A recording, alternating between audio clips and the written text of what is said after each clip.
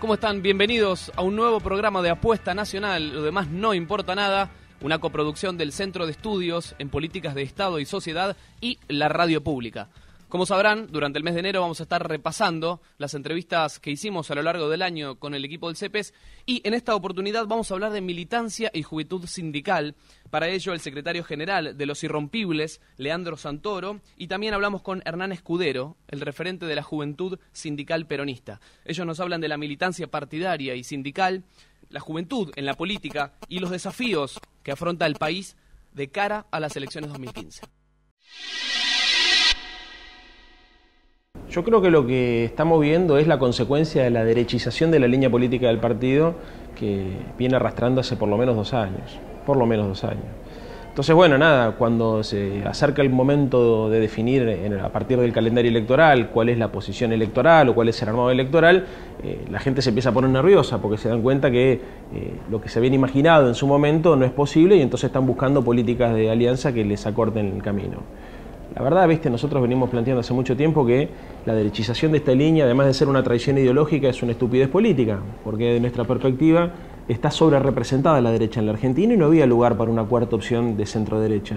Por eso hoy el radicalismo o sus dirigentes están viendo cómo hacen para acordar con alguna de las alternativas, ¿no? O sea, nosotros en vez de interpelar a los pibes, a los estudiantes, a los laburantes, a los intelectuales, a los artistas, a los profesionales, a la gente que tiene conciencia política, a los que de alguna manera están buscando cómo garantizar que los logros obtenidos en estos años se garanticen y se vaya por más, nosotros estamos intentando interpelar al electorado contrario a eso, al que quiere que se vuelva a privatizar el fútbol para todo, al que le parece que la asignación universal por hijo termina en la canaleta de la droga y del juego, o sea, los sectores más reaccionarios y conservadores de la sociedad, que para colmo, esto es de donde nosotros llamamos la atención, está sobre representado y no va a buscar en la Unión Cívica Radical su expresión electoral, la va a encontrar seguramente o en Mauricio Macri o en Sergio Massa. Yo creo que todos los radicales sabíamos que De la Rúa era lo que terminó siendo, pero teníamos mucha fe en que en el partido lo pudiera condicionar. Y la verdad es que una de las características del neoliberalismo es que concentra el poder y el que está al frente del Estado, conduce todo, inclusive su propio partido. Y me parece que fue muy difícil discutir con él lo que había que hacer. En realidad hay un sector del radicalismo, en ese caso encabezado por Raúl Alfonsín, Leopoldo Moró, inclusive Rodolfo Terraño también, planteaban la necesidad de salir de la convertibilidad para poder aplicar otro tipo de políticas. Y bueno, era muy difícil discutir contra el de la Ruismo en ese momento en el marco del partido porque además de la conducción del Estado tenía la conducción de hecho del Comité Nacional. ¿Por qué me enamora el alfonsinismo? Porque el alfonsinismo era el movimiento político que además de proponer una agenda de cambio, no solamente lo proponía desde el punto de vista de la gestión del Estado, sino que también proponía en términos de la acumulación política. El concepto del tercer movimiento histórico era eso, era el corte transversal de la sociedad, dejar de discutir en términos de peronismo y antiperonismo y pasar a discutir a partir de un conjunto de ideas. Entonces ahí, ¿qué tenía lugar? Los peronistas, los radicales, los socialistas, los intelectuales, los artistas, o sea, todo lo que tuviese capacidad de movilizar a la sociedad. Eso era lo que a mí me conmovió de ese proceso. Yo soy docente de la UBA, en un programa llamado UBA 22, que es Educación en Cárceles. Con lo cual nosotros todos los cuatrimestres vamos recorriendo las diferentes cárceles del AMBA, ¿no? La verdad, a mí me está tocando ahora, te pongo un caso concreto que además se lo comenté a la presidenta en el viaje a Roma. Yo soy docente de la unidad 31 ahora, estoy yendo a la unidad 31 que es la de madres con hijos, que tuvo una particularidad, que fue que el año pasado le derivaron una buena cantidad de detenidos de lesa humanidad. Entonces se modificó la fisonomía de la cárcel por 2 motivos. Primero, porque obviamente esta gente requiere cuidados especiales, porque además son muy mayores. Y segundo, porque metieron a gerontes de lesa humanidad en un contexto donde estaban las madres con hijos. O sea, se vio modificada la vida cotidiana de manera radical. Para ponerte solamente un ejemplo. Están todo el tiempo en la enfermería los tipos. Entonces, si vos tenés, me pasa el caso, alumnas mías que han tenido a sus hijos enfermos y que tienen que esperar a que ellos se vayan para poder hacerlos atender, por ejemplo. La dinámica del penal cambió completamente, o sea, la mitad de las chicas que estaban ahí fueron trasladadas a la unidad 4, que es una unidad de máxima seguridad, donde el clima es completamente diferente. Para el que no lo sabe le cuento, la unidad 31 es de seguridad media, con lo cual, las chicas que estaban acostumbradas a tener una relación, entre ellas, y con las autoridades mucho más relajada, pasaron a un ámbito mucho más hostil, ¿no? Y bueno, yo creo que una de las grandes asignaturas pendientes de este gobierno es resolver el problema de violencia institucional dentro de las cárceles. O sea, hoy en las cárceles argentinas se violan los derechos humanos, hermano. O sea, mucho intentó hacer el Negro Hortel, terminó como terminó, el Servicio Penitenciario Federal le terminó armando una cama con fugas y con con un montón de muertos, pero digamos, a mi criterio la designación de Marambio, el actual director de política penitenciaria, para mí no va en la dirección correcta. Vos fíjate, el índice de reincidencia que nosotros tenemos en el programa es prácticamente cero de los graduados. O sea, la mayoría de la gente que pasa, casi todos los que pasan por el programa y se gradúan, no vuelven a reincidir. O sea, en general la gente estudia Derecho, Contador, para Contador, Psicología, Sociología, Filosofía, pero la verdad casi está toda la oferta ahí. Un tipo que, como diría el indio, ¿no?, que tuvo la desgracia de ir por malos pasos y que le toca perder su libertad. No tiene nada para hacer, en la cárcel es terrible lo que pasa. O sea, yo creo que muchas veces desde afuera no nos damos cuenta, digamos, el martirio que es pasar tus días ahí adentro, ¿no? Cuando se dice, bueno, terminan haciendo un posgrado, una maestría en el delito, es cierto, pero tienen el tiempo libre, o sea, además no hay nada planificado, o sea, está por ejemplo, el que entra por robar una gallina está por ahí en el mismo pabellón que un pibe que, no sé, que hizo mierda un blindado, o sea, me parece el servicio penitenciario y todo el sistema penitenciario está mal pensado. Deberíamos hacer algo con eso, porque además después nos quejamos de las consecuencias, que es la inseguridad. Lo que está pasando en estos días, por ejemplo, para la Unión Cívica Radical, la verdad que es terrible, porque, a ver, si bien uno lo anticipaba, una cosa es suponerlo en el análisis político y otra cosa es ver, o sea, ver la foto de Massa con Gerardo Morales, ¿no es cierto?, ver los guiños que hay hacia el PRO, ver la desorientación de los militantes de base que no encuentran, ver las operaciones internas. Esto es muy complicado. La verdad, yo no te podría decir hoy que a esta altura del año yo voy a hacer política toda la vida, lo que no tengo claro con qué herramientas, como me parece que le debe pasar a la mayoría de los radicales. Hoy estamos frente a la posibilidad real de una disgregación y frente a una crisis, a mi criterio, más importante que la del 2001. El FAUNEN no sirve para nada. O sea, hoy UNEN, y la gente lo sabe, no sirve para ganar elecciones, no sirve para gobernar, no sirve para controlar. FAUNEN no sirve para nada. Así como está, no sirve para nada. ¿Hay que construir una alternativa? Yo creo que sí. Creo que la socialdemocracia se merece tener una herramienta, las ideas de la socialdemocracia, el socialismo democrático, para no hacer una comparación con Europa. Cuando nosotros hablamos de socialdemocracia, hablamos de la democracia social de Alfonsín o de la posibilidad de democratizar el capitalismo o ampliar la democracia, si se quiere, ¿no? Esas ideas hoy necesitan tener una expresión política, que inclusive ni siquiera las representa el Frente para la Victoria, porque hoy podríamos decir que el principal candidato del Frente para la Victoria termina siendo Scioli. Yo no sé si sectores progresistas del kirchnerismo que defienden y comparten estas ideas se sienten representados por Scioli. Así que creo que nos debemos, no solamente los radicales, sino los que tenemos vocación transformadora y progresista, darnos un debate en profundidad acerca de las herramientas para poder llevar adelante estas ideas.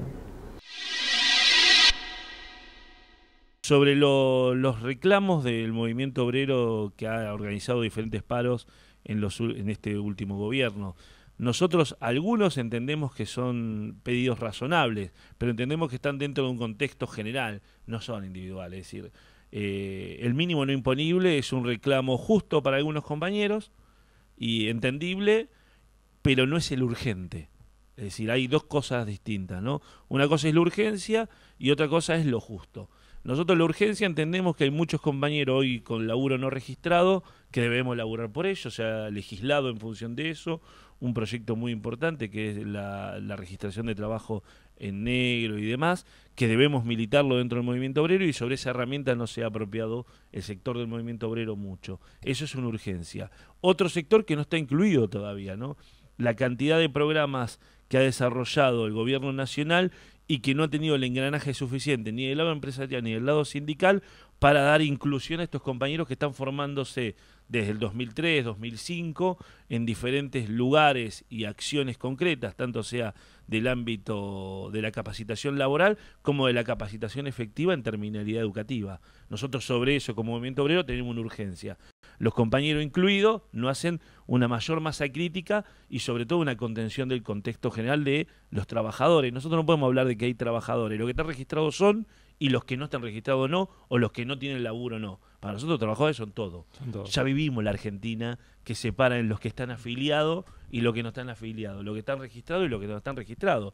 La CGT lamentablemente en un momento en los 90 solamente peleaba por los que estaban afiliados y había dirigentes que de los que estaban afiliados entregaban un 20 o un 30% en función de las políticas neoliberales. No solo el sindicalismo no ha tenido todavía la capacidad general, sí en particular en algunos casos, de asistir a una renovación o una nueva forma de entender el capital humano que entró al movimiento obrero, ¿no? 5 millones de puestos de laburo, se generaron un montón de espacios de concretos, ¿no? De trabajo y compañeros que se afilian y demás, pero las instituciones sindicales siguen como hace 20 años. Es decir, no se ha crecido en términos de cómo representar a estos compañeros, ¿no? Cuando surge el peronismo, se acrecentó rápidamente instituciones sindicales que representaban al colectivo. Bueno, no tuvimos todavía la capacidad de generar esos espacios. Hay que generarlo. Ahora, no es que falte democracia únicamente en el movimiento obrero. Creo que falta democracia en la justicia, falta democracia en los partidos políticos, falta democracia en un montón de instancias e instituciones que hacen a la vida democrática de una sociedad que deben ser mejoradas. En términos de los compañeros que están dentro del Frente para la Victoria, me parece legítimo que surja una cantidad de candidatos dentro de nuestro espacio, el cual nos contiene a todos. Es interesante también ver cómo el liderazgo de Cristina, de Néstor y Cristina en este caso, en este tiempo concreto, pero de Néstor en su fundación, va también a lograr una síntesis en los candidatos que vengan y nos pueda sintetizar el colectivo.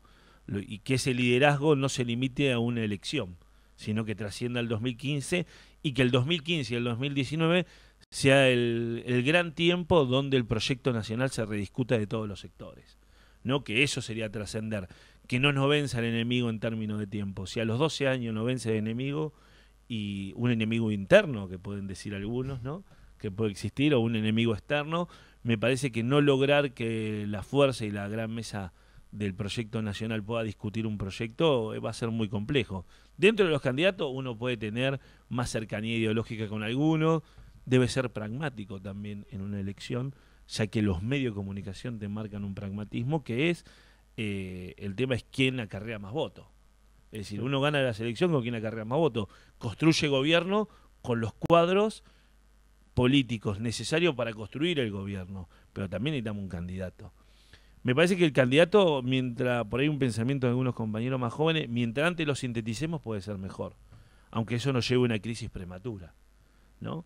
Hay que dar una discusión de todos los frentes, y si la posibilidad, a mí me gusta mucho la reflexión que hizo el PT de Brasil en términos de la elección, cuando van a la discusión de cómo deberían presentar a la nueva elección. Y dicen, la única forma de presentarnos es ganando. Primero hay que ganar y después discutimos. Si vamos a hacer una crisis de discutir los 12 años que pasaron, vamos por mal camino. Ganar y discutir. No me parece una mala definición, aunque puede tener costos de ganar cualquier costo o no, porque somos peronistas y tenemos principios y valores y los debemos conservar, pero ganar tiene que ser la consigna también, que eso nos involucra a algunos actores de la política en el lugar donde estamos, que es el lugar de militante, a ganar la conciencia de los compañeros. Me parece que uno de los errores que hemos tenido, que hemos crecido laboralmente mucho, pero el Estado se ha ausentado en una etapa de ese crecimiento y ha delegado ese control en los estados provinciales, donde uno ve la corrupción un poco más clara, el poder económico del empresario condicionando la realización y los derechos propios de los trabajadores rurales, ¿no? Es decir, todos los años que han tenido de cosecha los sectores concentrados del campo, y recién en los últimos 3-4 años vamos descubriendo en realidad que había mucho laburo en negro, familia, esclavitud y demás. Y vos decís, ¿dónde tuvieron todos estos años? ¿No? Y la complicidad de algunos sectores del Estado.